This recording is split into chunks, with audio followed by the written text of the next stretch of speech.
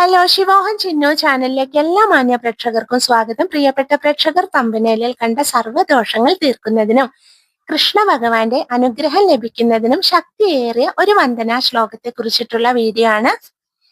തീർച്ചയായിട്ടും ജപിച്ചോളൂ. ബുധനാഴ്ച ദിവസമോ വ്യാഴാഴ്ച ദിവസമോ ഒക്കെ ആദ്യമായിട്ട് ജപം തുടങ്ങാൻ ഉത്തമമാണ്. കൃഷ്ണ ഭഗവാന്റെ കൃപാകടാക്ഷവും അനുഗ്രഹവും ലഭിക്കും എന്നതിൽ യാതൊരു സംശയവും ഇല്ല കേട്ടോ. ഈ ശ്ലോകം മുടങ്ങാതെ ജപിക്കുകയാണെങ്കിൽ. മാത്രമല്ല, ദോഷവും കാര്യങ്ങളൊക്കെ ഉള്ളവരാണെങ്കിൽ എപ്പോഴെങ്കിലും ഭഗവാന്റെ അടുത്ത് പോകുമ്പോൾ ഇത്തിരി ത്രിമധുരം കൂടി ഭഗവാന് സമർപ്പിച്ചോളൂ. എന്നിട്ട് ഈ ശ്ലോകവും ജപിച്ചോളൂ കേട്ടോ. സർവ്വദോഷങ്ങളിൽ നിന്നും മുക്തി ലഭിച്ചോളും. ഇനി കേട്ടോളൂ ശ്ലോകം.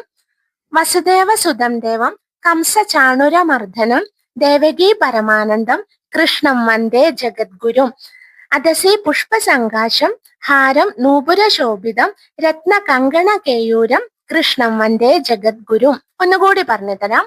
വസുദേവ സുതം ദേവം കംസ ചാണുരമർദ്ദനം ദേവകീ പരമാനന്ദം കൃഷ്ണം വന്ദേ ജഗദ്ഗുരും അദസി പുഷ്പസങ്കാശം ഹാരം നൂപുരശോഭിതം രത്ന കങ്കണ കേയൂരം കൃഷ്ണം വന്ദേ ജഗദ്ഗുരും.